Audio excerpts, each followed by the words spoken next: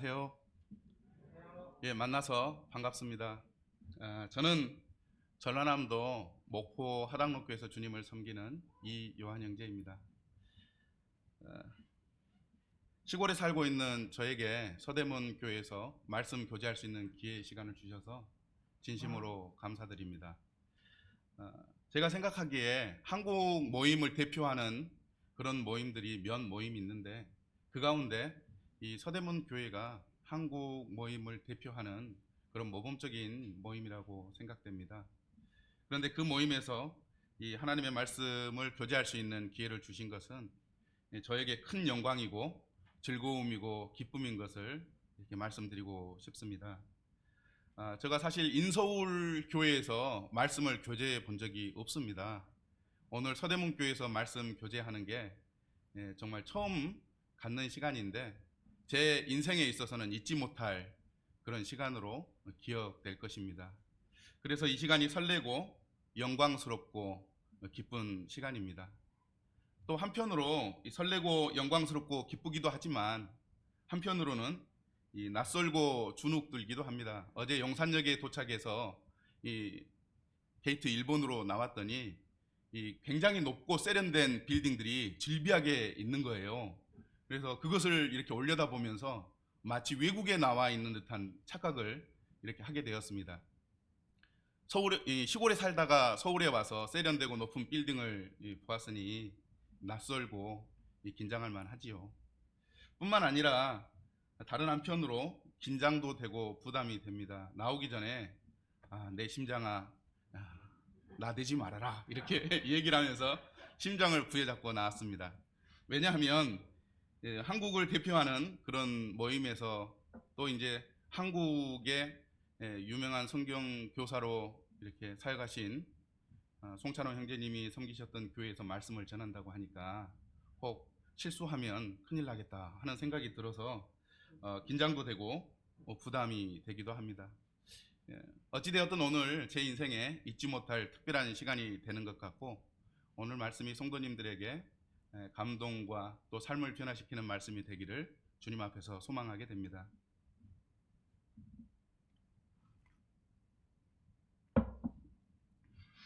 저는 오늘 사도행전 16장 11절부터 15절을 말씀 가지고 잠깐 교제하기를 원합니다. 먼저는 사도행전 16장 11절부터 15절의 말씀에 대한 본문 이해를 약 10분에서 15분 정도 교제하고 그 이후에 위기의 순간 우리를 도우시는 하나님이라는 제목으로 이 말씀 설교를 이렇게 나누고자 합니다.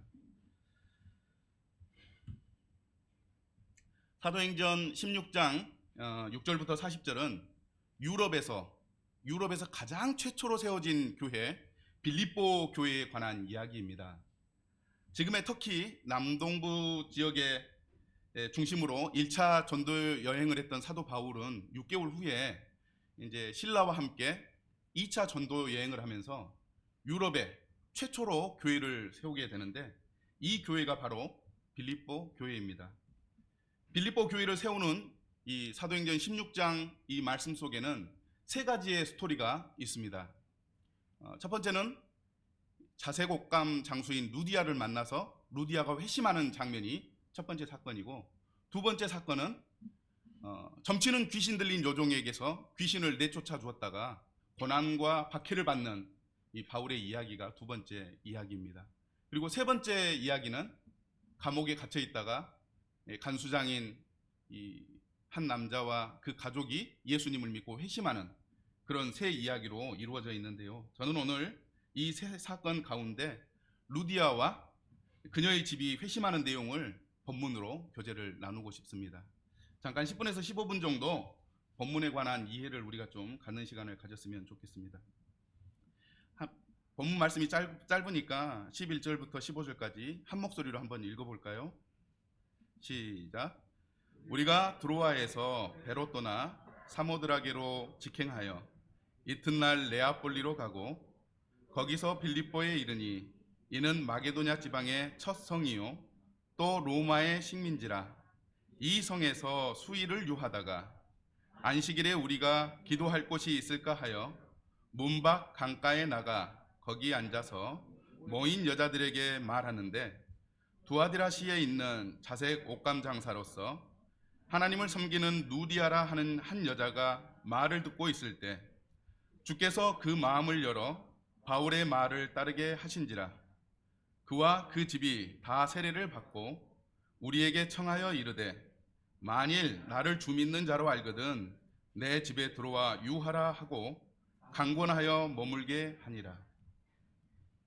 11절에 문장을 시작하는 우리가가 나옵니다. 이 우리가는 사도행전에서 중요한 인칭 변화입니다. 그 전에는 사도 바울이, 실라가, 바나바가, 베드로가 이렇게 이름으로 기록하고 있다가 16장에서는 1인칭 복수인 우리가라고 기록하는 극적인 변화입니다.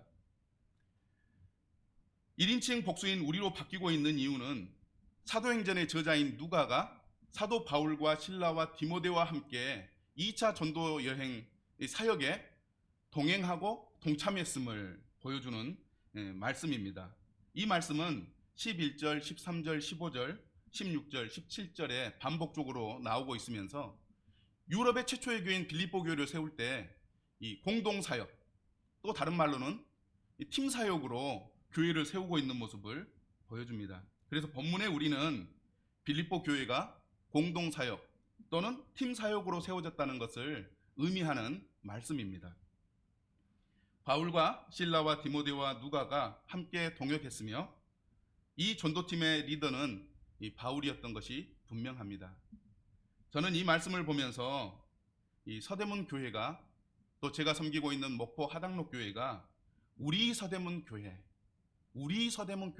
또는 우리 목포 하당로 교회가 되었으면 좋겠다, 그런 생각을 하게 됩니다. 서대문 교회나 목포 하당로 교회가 사역자 개인에 의해 세워진 교회가 아니고, 또 개인이 복음을 전하거나 섬기는 교회가 아니고, 이 교회 공동체의 지체들이 모두 함께 공동 사역하고 팀 사역하여 세워가는 이 교회여야 된다고 생각을 합니다. 그래서 교회의 리더십을 발휘하는 장로 형제님들을 중심으로 해서 온 교회의 지체들이 공동 사역 또는 팀 사역으로 교회를 더 아름답게 세울 수 있다, 이런 생각을 갖게 됩니다. 12절을 보겠습니다. 거기에 빌립보에 이르니 이는 마게도냐 지방의 첫 성이요 또 로마의 식민지라.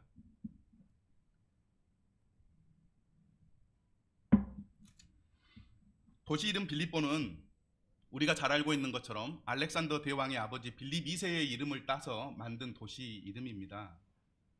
마게도냐의 주요 도시인데요, 로마가 군사 전략 요충지에 로마 사람들을 정착시켜서 이 로마 시민들이 모여 사는 그런 도시로 만든 곳입니다.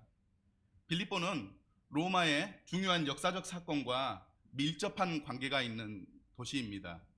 BC 42년경에 카이사르가 암살당합니다. 이 암살당할 때 브루투스라고 하는 장군이 배후에서 이 일을 진행했는데요, 나중에 이 빌립보에서 브루투스를 따르는 군대와 이 옥타비아누스와 안티오코스의 연합군대가 빌립보에서 전쟁을 해서 이 브루투스를 이기는, 그래서 이 빌립보가 로마의 역사와 밀접한 관계가 있습니다. 나중에 옥타비아누스와 또 이 안토니오가 로마의 황제의 자리를 두고 전쟁을 하지 않습니까? 그때 이제 우리가 잘 아는 클레오파트라 이야기가 나오게 되는 거죠. 근데 그때 BC 31년경에 악티움 해전이라고 빌립보 앞바다에서 해전이 일어납니다. 이 옥타비아누스 팀 그 해군과 안티오코스 해군이 그곳에서 전쟁하게 되는데, 결국에는 옥타비아누스가 승리하여 로마의 황제가 되는데요, 그 해전에 참전했던 많은 병사들이 이 퇴직해서 빌립보에 정착하게 됩니다. 그래서 빌립보는 이런 배경의 빌립보는 로마에 대한 충성심이 다른 도시보다 뛰어난 도시였고, 황제를 숭배하는 이 숭배 사상이 다른 어떤 도시보다도 높았던 그런 도시입니다. 이 빌립보를 마게도냐 지방의 첫 성이라고 이렇게 기록하고 있는데요, 표준 세번역을 보면 마게도냐 지방의 첫째 가는 도시다, 이렇게 번역을 합니다. 첫째 지방의 성, 선도하는 도시, 행정부의 제일 도시로 해석할 수도 있지만 제가 생각하기에는 가장 영예로운 도시였다, 이렇게 해석하는 게 이해하기 쉬운 해석이라고 생각됩니다. 왜냐하면 마게도냐 지방의 수도는 이 빌립보가 아니라 데살로니가였습니다. 소아시아 지방의 수도는 에베소였고요. 그래서 행정 수도로는 데살로니가였기 때문에 마게도냐 지방의 첫성이라고 하는 의미는 로마에 대한 충성심이 뛰어나고 황제 숭배를 정말 잘하는 그런 영예로운 도시였다라고 이렇게 이해할 수가 있습니다. 바울과 그 일행은 이 본문의 지리적 배경이 되는 빌립보에서 안식일까지 수일을 지냈던 것으로 볼 수 있습니다. 로마 식민지라고도 표현을 하고 있는데요. 로마의 군사적 요충지이며 퇴역한 군인들이 정착한 도시였기 때문에 로마 식민지라고 이렇게 또 말할 수가 있습니다. 저는 여기서 참 특별한 것을 발견하게 되는데, 알렉산더 대왕의 아버지 빌립 2세의 이름을 딴 그 이름을 딴 도시에 그리스도의 이름을 가진 그리스도인의 모임이 처음으로 세워졌다고 하는 것은 상당한 의미가 있다고 봅니다. 뿐만 아니라 마게도냐 첫성에 유럽의 첫 교회가 세워진 것도 의미가 있고요. 로마가 통치하는 이 도시에 하나님이 통치하는 교회가 세워졌다고 하는 것은 정말 특별한 의미가 있는 교회라고 생각되어집니다. 그래서 많은 신학자들이 유럽에서 가장 처음에 세워진 교회, 빌립보 교회라고 하는 의미를 두는 것은 이런 의미가 있지 않나 하는 생각을 하게 됩니다. 이 말씀을 생각하면서 저는 이 서대문 교회도 특별한 의미가 있는 교회겠다 생각을 하게 됩니다. 서대문에 일제강점기에 우리나라 독립을 위해서 활동하다가 이 옥에 갇혀서 이 고난과 고통을 당한 애국지사들이 있었던 이 형무소가 있다고 들었습니다. 저는 그 서대문 교회가 있다는 것이 빌립보의 교회처럼 상당한 의미가 있다고 보는데, 서대문 교회의 성도님들이 하나님 나라를 위해 고난과 핍박을 감수하며 헌신하는 교회가 될 수 있다고 하는 것에 대해서 상당한 의미를 가지게 됩니다. 13절 말씀을 보도록 하겠습니다. 13절을 시작하는 말씀을 보면 안식일에 우리가 기도할 곳이 있을까 하여 문 밖 강가에 나가, 이렇게 기록하고 있습니다. 안식일은 본문의 사건을 이해할 수 있는 시간적인 배경을 제공하는 단어입니다. 시간적인 배경을 제공할 뿐만 아니라 성경적인 의미도 우리에게 보여주고 있는데요.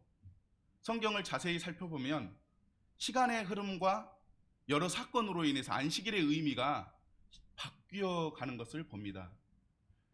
창세기 2장 1절에 보면 하나님이 창조 사역을 마치시고 안식하셨습니다. 그때 안식일의 주인은 하나님이셨습니다.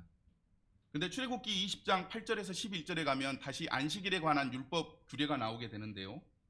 이스라엘이 창조주 하나님을 기억하고 기념하는 그러한 날로 의미가 부여됩니다. 이때 이 안식일의 주인은 이스라엘 사람들입니다. 신명기 5장 12절에서 15절에도 이 안식일에 관한 규례가 다시 나오는데요. 그때는 의미가 상당히 바꿔집니다. 종살이하던 애굽에서 너희를 건져낸 여호와를 기억하고 기념하라, 이렇게 기록하고 있습니다. 그래서 안식일이 천지를 창조해 주신 하나님을 기념하는 그런 예배에 애굽의 종살이였던 이스라엘 백성들을 구원해내신 하나님의 이 놀라운 능력까지 겸하여 기념하는 날로 확대되고 있는 것을 보게 됩니다. 예수님이 성육신하던 시대에는 안식일의 의미가 또다시 바뀌게 되는데요. 안식일의 주인은 사람이 되고 사람의 생명을 구하고 선을 행하는 날로 예수님께서 다시 재정립하는 모습을 발견할 수가 있습니다. 그래서 이 안식일은 시간이 지나고 사건의 그런 일들로 인해서 그 의미가 더 확대되거나 또는 의미가 추가되고 있는 모습을 발견하게 됩니다.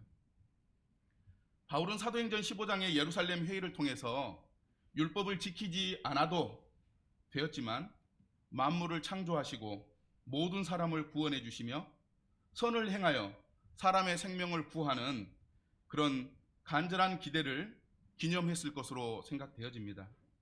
우리는 안식일에 하나님께 예배 드리지 않고 주일에 예배를 드립니다. 이제 말씀 교제가 끝나면 우리는 예수 그리스도를 기념하고 또 하나님께 예배 드리는 시간을 갖게 될 것입니다.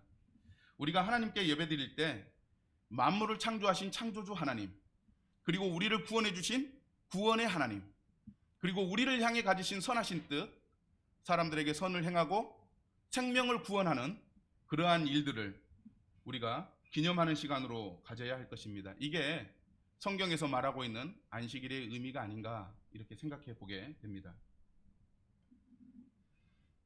사도 바울과 그 일행은 기도할 곳이 있을까 하여 이렇게 기록하고 있는데요. 사도 바울과 일행이 움직이는 이유이기도 합니다. 바울과 일행은 함께 기도하기를 원했습니다. 빌립보 교회를 세울 때 이 기도는 중요한 역할을 합니다. 특별히 이 16장에서는 세 가지 사건이 나온다고 말씀을 드렸지 않습니까? 이 세 가지 사건의 시작은 다 기도로부터 시작을 합니다. 자주 옷감장사 루디아를 만나러 갈 때도 기도하기 위해서 가다가 만났습니다. 기도할 곳으로 가다가 점치는 귀신 여종을 만납니다. 기도하는 중에 지진이 나서 옥의 문이 열리고 그래서 간수장을 만나게 됩니다. 모든 사건의 시작은 기도로부터 시작되고 있는 것을 우리는 본문에서 발견하게 됩니다. 그러므로 유럽에 가장 먼저 세워진 빌립보 교회는 기도로 세워진 교회라고 말해도 무방한 그런 교회입니다. 저는 이 말씀을 보면서 서대문 교회와 제가 섬기는 목포 하당로 교회가 더 훌륭한 교회, 주님의 능력이 나타나는 교회가 되기를 소망한다면 오늘 본문의 사건처럼 기도하는 교회가 될 때 그런 하나님의 능력이 나타나는 그런 교회가 되지 않을까 이런 생각을 해보게 됩니다. 문밖 강가에는 바울과 일행의 최종 목적지인 지리적 배경을 우리에게 보여줍니다.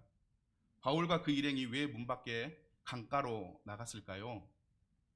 우리가 이제 자료들을 찾아보면 유대인 남자 10명이 모이면 어느 곳에서든지 유대인 남자 10명이 모이면 회당을 지을 수 있었다고 합니다. 그런데 빌립보에는 이 회당이 없었어요. 다른 추론을 하게 되면 빌립보 지역에 유대인 남자 10명이 없었던 것입니다. 그래서 아마 이 소수의 유대인과 유대교로 개종한 이방인들 소수가 이렇게 모여 있었는데 회당이 없다 보니까 이 강가에 나와서 정결례를 행하고 하나님 앞에 기도드리는 그런 장소로 사용했던 것 같습니다. 그래서 문밖 강가가 강기테스 또는 크레니데스라고 하는 견해가 있습니다. 유대인들이 안식일에 이동할 수 있는 거리가 정해져 있기 때문에 빌립보로부터 2.4km 떨어진 이 강기테스 강보다는 빌립보 셋째 문 밖에 45m 정도 거리에 있는 이 크레니데스 강의 흐른 강 셋강이 이 성경에서 말하는 강이 아닌가 하는 견해가 있습니다.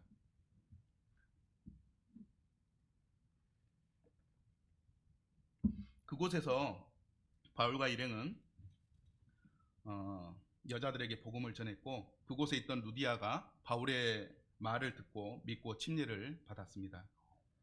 저는 유대인과 유대교로 개종한 사람들이 강가에 모인 모습을 생각하면서 하나님 앞에서 모이려고 하는 그들의 열정을 이렇게 생각해 볼 수가 있었습니다. 이 서대문 교회와 제가 섬기는 하당로 교회 성도님들이 코로나 상황 가운데 예배드리기가 쉽지가 않고 집회로 모이기가 쉽지가 않습니다만 하나님 앞에 모이려는 열정을 끊임없이 가져야 될 필요가 있구나 하는 그러한 견해를 갖습니다. 유대인들은 율법적으로 하나님 앞에 나오지만 많은 그리스도인은 우리를 대신해서 십자가에 못 박히신 예수 그리스도의 사랑에 감동해서 십자가에 나온다면 이들보다 더 열정을 가지고 모이기를 소망해야 되지 않는가 하는 그런 견해를 갖게 됩니다. 14절에 두아디라시에 있는 루디아라고 이렇게 나와 있는데요. 두아디라는 루디아의 출신지를 말하고 있습니다. 루디아가 이방 여인이라는 것을 암시하는 것이죠. 표준 세번역과 공동 번역은 두아디라시에 있는 이라고 이 말씀을 두아디라 출신이요 이렇게 번역을 하고 있습니다. 이 두아디라는 요한계시록에 언급된 이 소아시아의 7 교회 가운데 하나입니다. 그래서 계시록 1장 11절, 2장 18절, 24절에 두아디라 교회가 이렇게 소개되고 있는 것을 보게 됩니다. 루디아는 아마 로마 사람의 노예였던 여종이었던 것 같습니다. 자료를 찾아보니까 로마에는 법이 있는데요. 여종이 이 남편으로부터 자녀 셋을 낳게 되면 자유인의 신분을 주었다고 합니다. 또 아들을 넷을 낳으면 자유인의 신분을 줄 뿐만 아니라 사업을 할 수 있는 특권을 주었다고 합니다. 그래서 루디아가 아마도 자녀 셋 이상을 낳아서 자유인이 되었고 또 사업을 할 수 있는 그런 특권을 누린 여인으로 이렇게 소개되고 있습니다. 그는 자색옷감 장사였습니다. 자색옷감 장사를 현대의 용어로 바꿔서 얘기하면 명품 의류 CEO로 이렇게 말할 수가 있을 것 같습니다.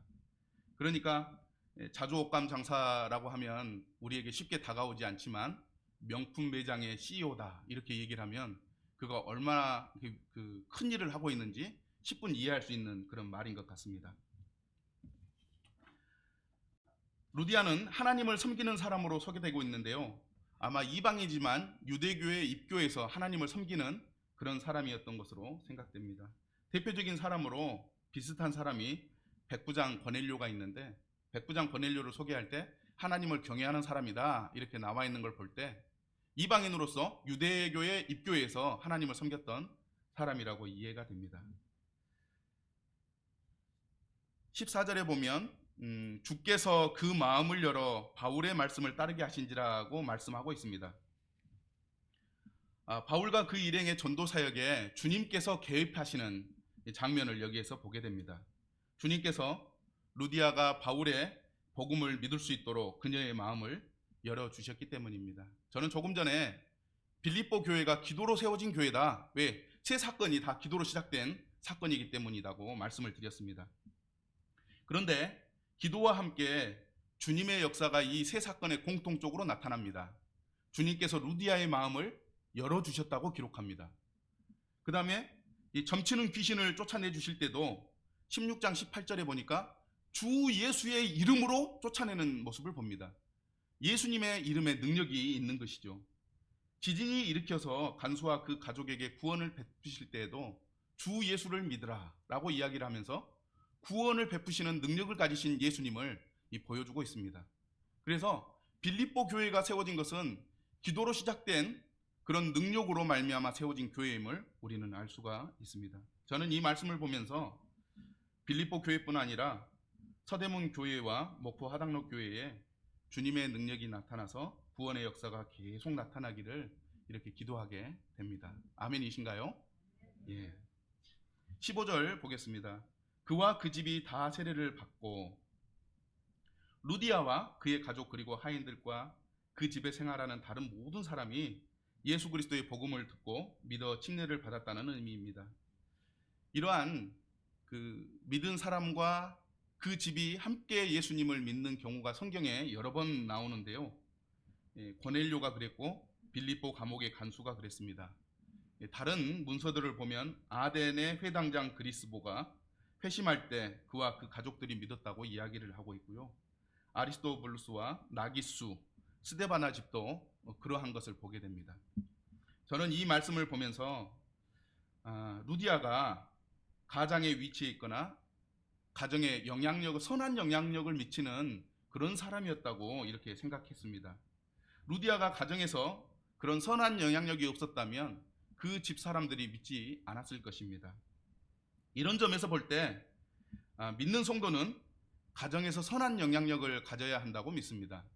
선한 영향력이 미칠 때 우리의 가족들이 구원받을 수 있다고 봅니다. 그런데 이 선한 영향력을 미치지 못하면 그렇게 사는 너를 보면서 어떻게 예수님을 믿겠냐고 도리어 이 벽에 부딪히는 이 반론이 일어나는 경우가 종종 있을 것 같습니다.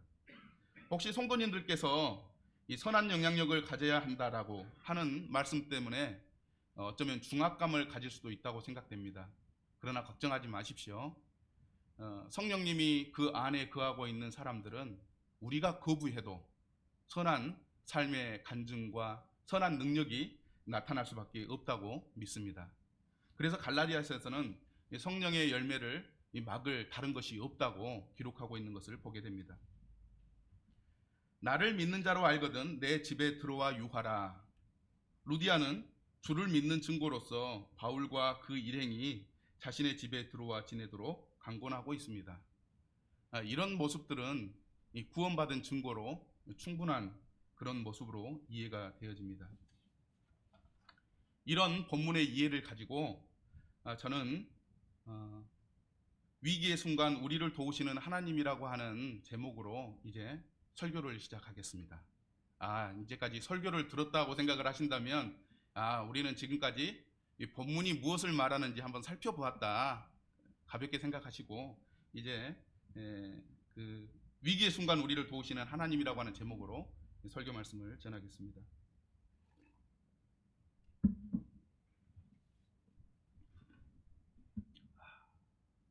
우리 인생은 계획대로 되지 않는 경우가 참 많은 것 같습니다. 한 청년이 군대에 입대하게 되었습니다. 군대에 입대하면서 군대 제대하고요, 대학 졸업하고요, 병원에 들어가서 근무하면서 살고 싶습니다 하는 계획을 저에게 교제해 왔습니다. 그래서 이 신체 검사를 받는 날, 이 신체 검사 받는 그런 병무청에 가서 신체 검사를 받았는데요, 뜻밖의 소식이 전해졌습니다. 당신은 군대 복무할 수 없습니다. 왜요? 현대의학으로 치료할 수 없는 희귀질환자입니다. 예? 백혈병 비슷하긴 한데 백혈병은 아니고 치료 방법은 없는 것 같고 평생 그것을 안고 살아가야 합니다. 이 얘기를 들은 청년은 충격에 빠졌습니다. 군대 다녀와서 대학을 졸업하고 병원에 근무할 것이라고 하는 이 계획이 이제 방향을 잃어버리는 그런 경험을 한 것입니다. 저희 교회에 예쁜 자매님과 유치원에 다니는 두 아들을 둔 형제님이 계십니다. 그 형제님의 직업은 기계가공 기술자입니다. 그 형제님은 기계가공 기술자로 이 사랑하는 아내와 두 아들과 행복한 삶을 살리라고 이 계획을 짜고 생활하고 있었습니다. 그런데 어느 날 한 5m 높이에서 고소 작업을 하다가 떨어져 가지고 이 기억력이 단기 기억 상실증에 걸리게 되었고요. 얼마 지나지 않아서 회사가 부도가 나가지고 문이 닫혔습니다.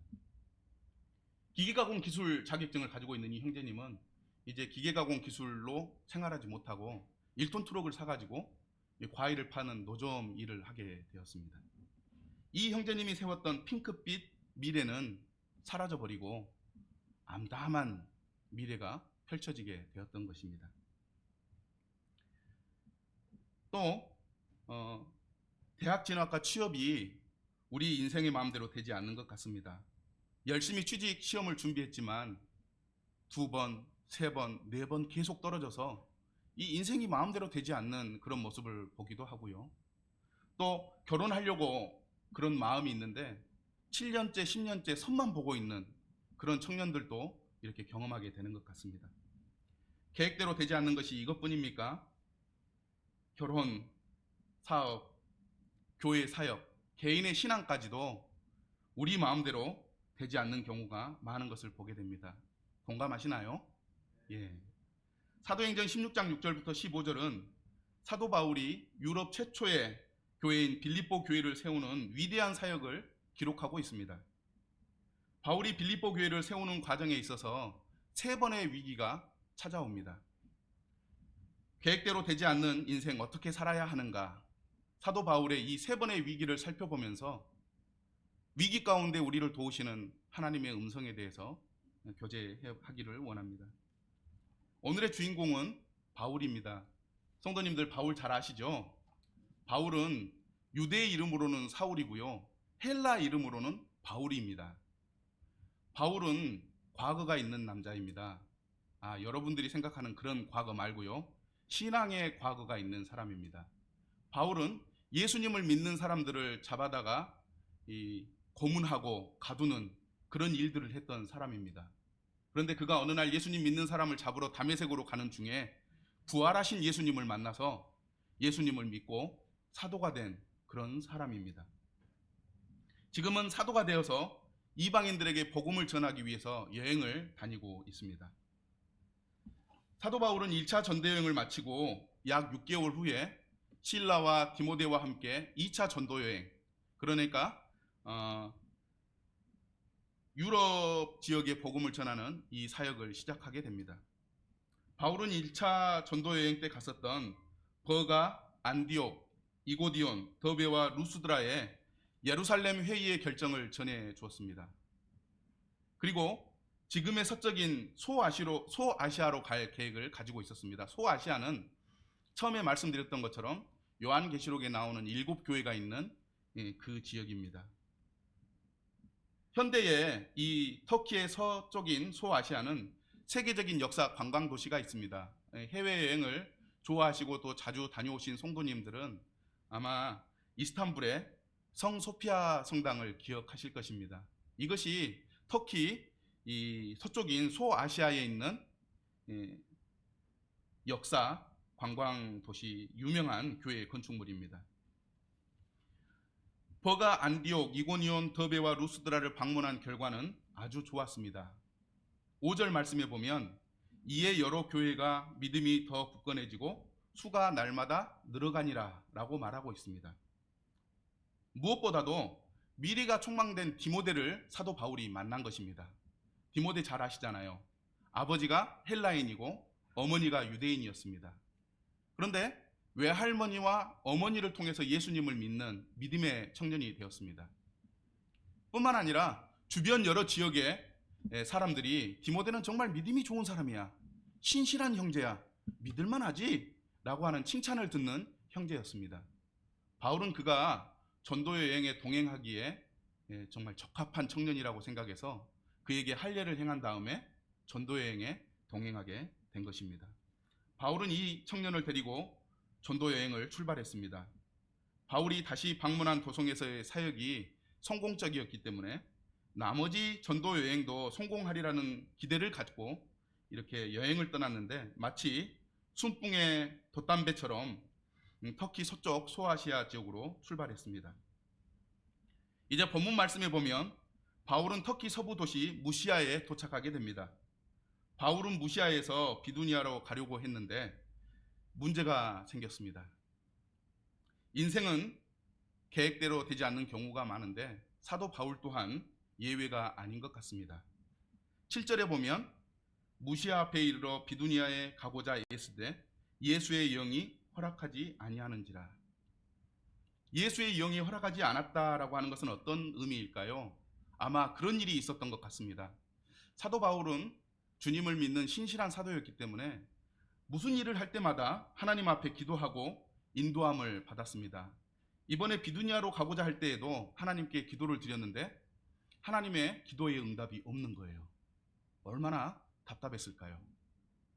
답답한 마음을 가지고 있는데 비두니아 가는 길을 돕겠다고 했던 어떤 사람들이 아무 이유 없이 더 이상 도울 수 없다고 고개를 흔들면서 이 발걸음을 돌리는 모습을 보았을 것입니다.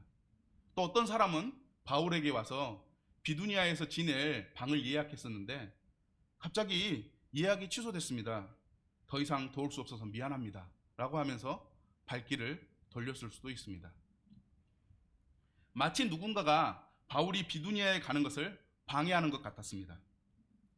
이런 상황은 마치 칠흑 같은 어두운 밤길을 안내하던 등불이 꺼져버린 것과 같이 암담한 상황인 것이죠.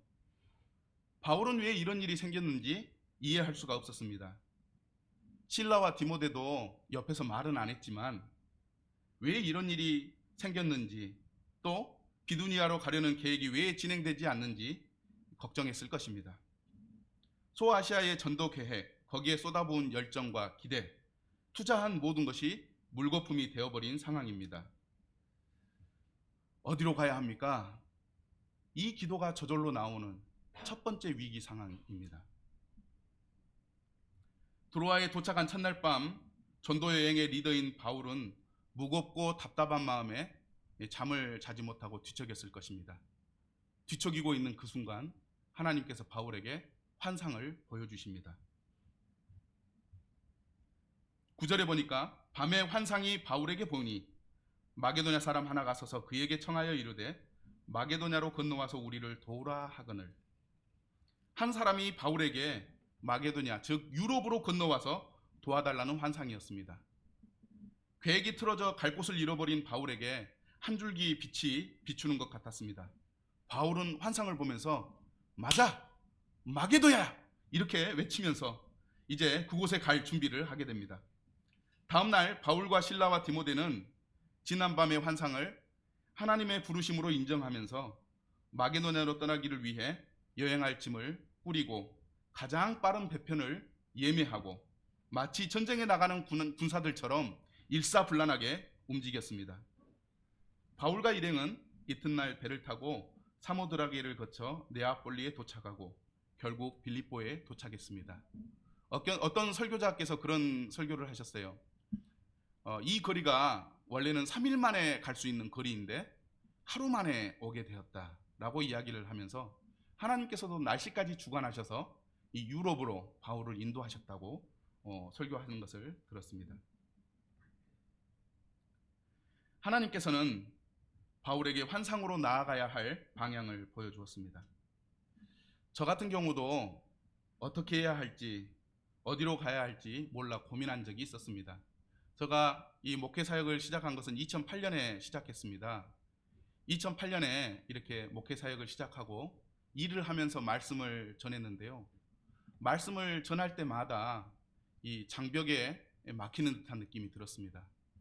그게 어떤 거였냐면 말씀을 충분히 준비하지 못하기 때문에 성도님들에게 말씀을 전할 때 마치 부모님이 아이들에게 인스턴트 식품 또는 라면 같은 것을 끓여서 먹이는 그런 느낌을 받게 되었습니다. 교회 사역과 설교를 잘하여 교회가 성장해야 된다고 하는 목표를 가지고 있었지만 성도님들에게 제공된 말씀이 라면 또는 인스턴트 식품과 같은 말씀이었기 때문에 제 마음에 굉장히 큰 부담이 되었고 하나님 앞에 하나님 이런 음식 말고요. 정말 요리사가 정성스럽게 요리한 영양 만점의 음식을 제공해야 되는 것 아닐까요?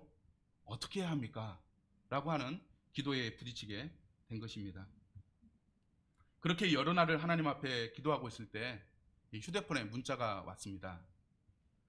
누가복음 18장 29절에서 30절의 문자인데요.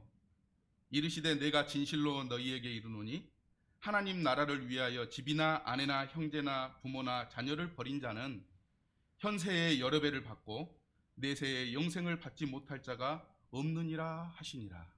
이 문자가 제 휴대폰에 오게 된 것입니다.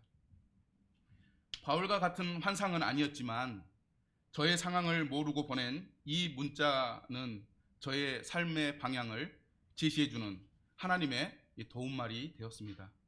그래서 그 말씀을 받고 저는 8년 동안 근무했던 회사에 사표를 내고 전신 목회자의 길을 들어서게 되었습니다.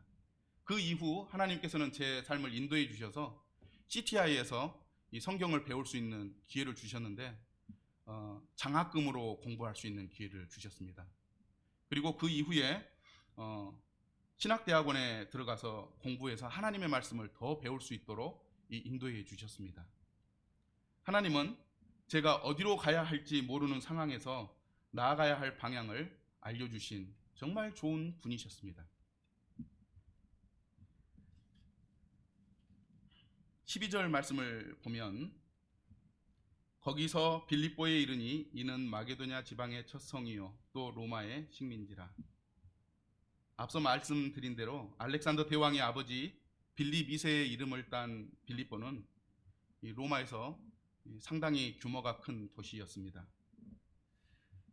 빌립보는 로마의 역사적인 사건과 밀접한 관계가 있는 그런 도시이고 그런 이유로 로마에 대한 충성심과 황제 숭배가 그 어떤 도시보다도 뛰어난 그런 도시였습니다. 바울은 자신만의 전도 전략을 가지고 있었습니다. 새로운 도시에 복음을 전하러 들어가면 먼저 안식일에 유대인들이 모여있는 회당에 가서 예수 그리스도의 복음을 증거하고 유대인들이 그 복음을 거부하면 이방인들에게 복음을 전하는 바울은 자신만의 전도 전략을 가지고 있었습니다. 안식일은 유대인들에게 특별한 날이었죠. 그래서 그 안식일을 지키기 위해서 유대인들이 회당에 모였고 바울은 그들에게 예수 그리스도의 복음을 전한 것입니다. 그래서 사도 바울이 빌립보에 도착했을 때 이 전도 전략으로 복음을 전하려고 했습니다. 빌립보에 도착하고 며칠이 지나 유럽에서 맞는 첫 안식일이 되었습니다. 사도 바울은 자신만의 전도 전략, 그러니까 유대인 회당에 가서 복음을 전하려고 했습니다. 그런데 빌립보에 유대인 회당이 없었습니다. 빌립보에서 전도하려고 하는데 유대인 회당이 없다니 이게 어찌된 일입니까? 유대인 남자 10명이 있으면 회당을 만들어야 하는 그런 유대인들의 이 법칙에 있었지만 이 빌립보에는 유대인 회당이 없었던 것입니다. 바울의 전도 전략은 빌립보에 먹히지 않았습니다. 유대인 회당이 없는 빌립보, 사도 바울이 하나님 앞에 그런 기도를 드리지 않았을까요? 하나님, 저의 전도 전략이 먹히지 않는 도시에 왔습니다. 어떻게 해야 합니까? 그런 기도가 저절로 나오는 상황입니다. 이 상황은 제가 생각할 때 바울의 두 번째 위기 상황으로 이해가 되어집니다. 바울의 전도 전략은 유대인의 회당이 없는 빌립보에서 무용지물이었습니다. 사각의 링 안에서 복서가 주먹을 휘두르지만 허공을 휘두르는 그런 상황이 되어버린 것입니다. 이럴 때 경기를 지켜보는 코치는 꼬인 경기를 풀 수 있도록 밖에서 한마디의 말을 외칩니다. 하나님은 복서의 코치처럼 바울에게 한마디의 도움말을 전합니다. 문 밖 강가에 나가 거기에 앉아서 모여있는 여자들에게 라고 만날 수 있는 환경으로 사도 바울을 안내해 주십니다. 하나님의 인도하심으로 바울은 강가에서 만난 숙녀들에게 말씀을 전하여 절망적인 상황을 풀어나가고 있습니다. 하나님은 전도 전략이 통하지 않는 상황에서 새로운 만남으로 인도하고 계신 것입니다. 최근에 저희 목포 하당로 교회가 교회 이름을 바꿨다고 하는 공문을 보냈습니다. 그 전에는 목포 교회라고 이름을 사용했는데요. 목포 하당로 교회로 이름을 바꾸게 되었습니다. 왜냐하면 목포 같은 시골에서는 이단 시비가 아직도 심합니다. 그래서 목포교회 하면 구원파의 목포교회, 또 이요한 계통의 목포교회, 또 지방교회의 목포교회, 그래서 이 도매금으로 저희 목포교회가 이단 시비에 넘어가게 되는 거예요. 성도님들이 이것을 해결하려고 노력을 많이 했습니다. 이 선한 간증을 남기면 이것이 해결되려나, 복음을 열심히 전하면 이것이 해결되려나. 그런데 그게 해결되지 않는 것입니다. 마치 사도 바울의 전도 전략이 먹히지 않는 것처럼 성도들의 선한 삶과 또 복음을 열심히 전하는 그런 전략들이 먹히지 않았어요. 그런데 하나님께서 특별한 만남으로 우리를 인도해 주셨습니다. 목포 이 기독교 연합의 이단 대책위원회 위원장인 목사님이 저하고 이제 이렇게 친분을 갖게 되었고, 그 목사님께서 어드바이스를 해주실 때 이름을 바꾸시면 좋겠습니다 라고 권면해 주셨습니다. 그래서 여러 교회 성도님들과 함께 의논하고 목포 하당로 교회 이름을 바꿨거든요. 이 목포 하당로 교회로 이름을 바꾸자 놀라운 일들이 일어났습니다. 서대문 교회 오기 바로 며칠 전에 목포 극동방송 지사장님과 임직원들이 하루 일과를 시작하기 전에 채플 시간을 갖는데 목포 하당로 교회 목사님이 오셔서 20분 정도 채플 말씀을 전해주시면 좋겠습니다 하는 연락이 온 거예요. 이 이름을 바꾸자마자 그런 일들이 일어난 것이죠. 그래서 이제 그것을 교회 성도님들에게 알리고 채플 시간에 다녀오게 됐습니다. 그랬더니 성도님들이 설마 우리 교회가? 그런 분위기가 된 거예요. 그래서 기도 요청을 하고 그분들에게 하나님의 말씀을 증거하고, 목포 하당로 교회는 믿음의 조상인 조지 뮬러, 그 외에도 또 지금 그 무신론자 리차드 도키슨과 대담을 한 존 레녹스 형제님까지 이 기독교에 많은 영향을 미치는 그런 믿음의 사람들이 이 브레들린이라고 하는 것들을 소개하면서 건전하고 성경적인 교회라고 소개하는 시간을 가졌습니다. 나아갈 방향을 알려주신 하나님은 열악한 상황에서도 복음 전도를 위한 새로운 만담으로 인도해 주시는 그런 좋은 분이심을 발견하게 됩니다. 사도 바울은 이 두 번째 위기 가운데서 문 밖 강가에 모여있는 여자들에게 복음을 전할 수 있는 상황으로 하나님께서는 인도해 주신 것을 살펴볼 수가 있습니다. 바울은 여자들에게 복음을 전하는 일은 정말 다행스러운 일이었습니다. 그러나 여자들에게 복음을 전하는 것은 결코 좋은 전략이 아니었습니다. 로마 사회에서 여자들은 남자의 소유물 또는 1인 시민권을 가지고 있는 사람들이었습니다. 심지어는 법원에서 증인으로도 채택을 안 했습니다. 왜냐하면 여자들만은 말은 믿을 만한 말이 안 된다, 이런 통념이 있었기 때문에 여자들이 법정에서 증언할 수가 없었습니다. 빌립보에서 교회를 세울 수 있는 이 좋은 방법이 있다면 유대인 남자를 만나거나 빌립보의 유력한 사람들, 특별히 남자를 만나는 것이 복음 전하는 데 굉장히 좋았을 것입니다. 그런데 바울이 만난 사람들은 영향력이 없는 여자들 뿐이었습니다. 바울이 한 영혼을 천하보다 귀하게 여기는 사람으로 여자의 영혼을 귀하게 여겼겠지만 교회를 세우기 위해서는 유력한 남자에게 복음을 전하는 것이 현명한 방법이라고 하는 것을 알고 있었을 것입니다. 교회를 세우고자 기댔던 바울의 마음에는 일말의 실망이 생기지 않았을까요? 하나님, 여자들을 만나게 해주셔서 감사합니다. 그러나 이 여자들이 교회를 세우는데 얼마나 영향을 미칠 수 있을까요? 이런 실제적인 기도가 되었을 것입니다. 바울에게 말씀을 듣는 여인들 중에 한 여인이 바울의 말에 집중하고 있었습니다. 그리고 결국에 그녀와 그녀의 가족들은 예수님을 믿고 침례를 받았습니다. 그 여인은 바울과 그 일행들에게 자신의 집에 들어와 지내라고 강권했습니다. 여자들이 영향력이 없는 이 사회에서 이 여자가 교회를 세우는 데 도움이 얼마나 될까? 바울과 그 일행은 여인의 강권을 맞이하지 못해 그녀의 집으로 향하게 됩니다.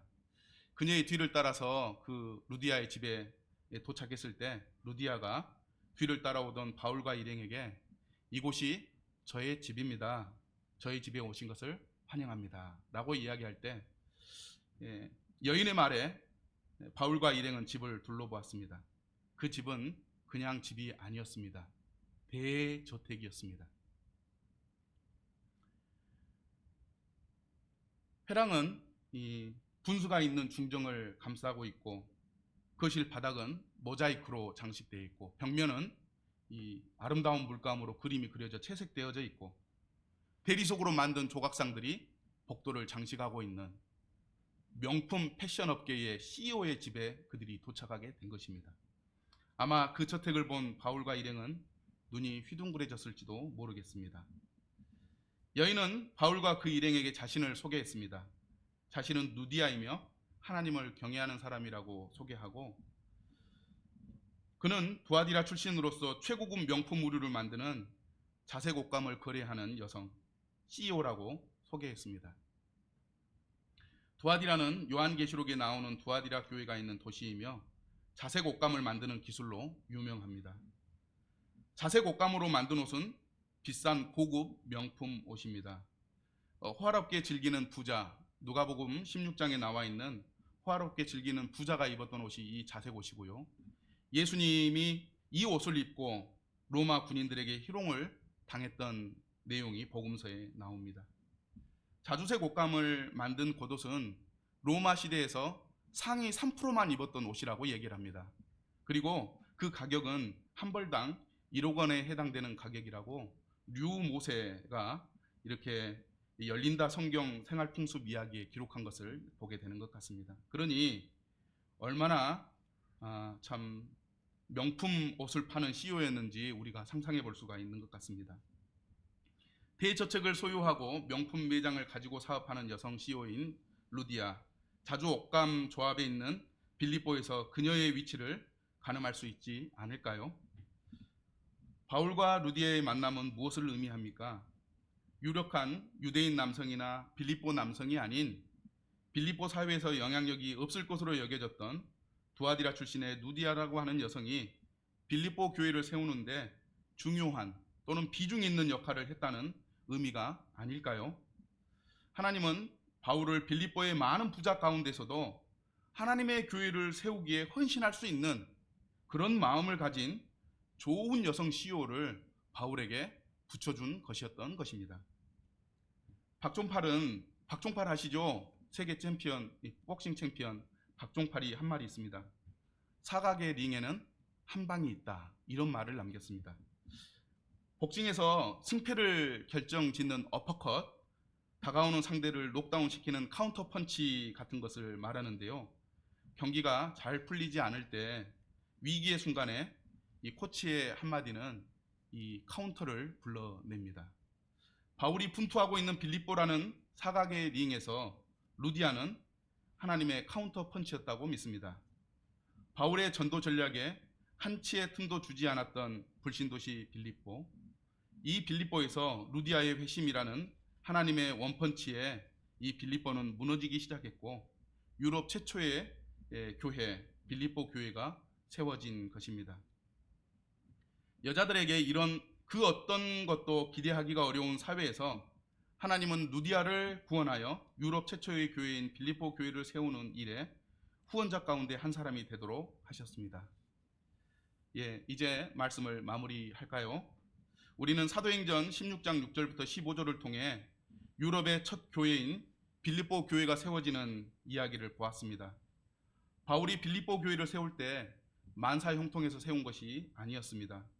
갑자기 꼬여버린 스텝, 회당에 먼저 복음을 전한 후 이방인에게 전하는 바울 전도 전략의 헛스윙, 사회에 영향력이 없는 여성들이라는 잽은 빌립보의 교회를 세우는 사각의 링에서 승리를 장담할 수 없었습니다. 바울이 지치고 낙담하고 좌절할 수 있는 이 상황이었지만 코치인 하나님께서는 바울에게 환상을 통해 강가의 여자들을 만나게 하심으로 루디아를 구원하셔서 빌립보에 유럽 최초의 교회를 세우도록 도와주셨습니다. 그렇습니다. 위기의 순간에 코치의 한마디는 승리를 이끕니다. 마음대로 되지 않는 인생, 위기의 순간을 도우시는 하나님의 도움말을 듣는 성도가 되신다면 오늘 사도 바울처럼 하나님의 인도하심을 받아 소기의 목적을 이루는 삶을 살아갈 수 있을 것입니다. 혹시 위기 가운데 계신 분이 계십니까? 계획이 틀어져서 일이 잘 안 되시는 분이 계십니까? 앞이 캄캄한 상황 가운데 계신 분들이 계신가요? 하나님의 음성을 들으십시오. 하나님께서 우리의 길을 우리가 상상할 수 없는 방법으로 인도하셔서 하나님이 영광을 취하시는 길로 인도하실 것입니다.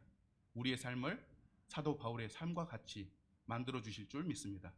그래서 오늘 하나님의 음성에 귀를 기울이시는 그런 성도님들이 되시기를 간절히 축복하고 바랍니다. 말씀을 경청해 주셔서 감사합니다.